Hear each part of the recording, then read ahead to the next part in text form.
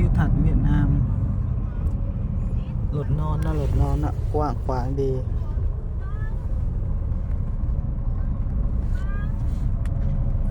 เวียดนาม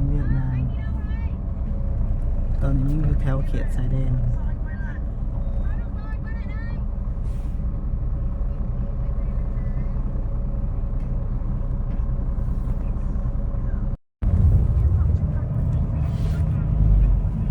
วิวงามขึ้น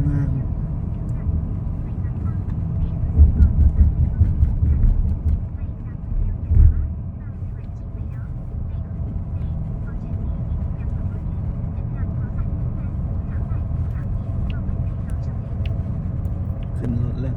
รถนอนสบายกว้างขวาง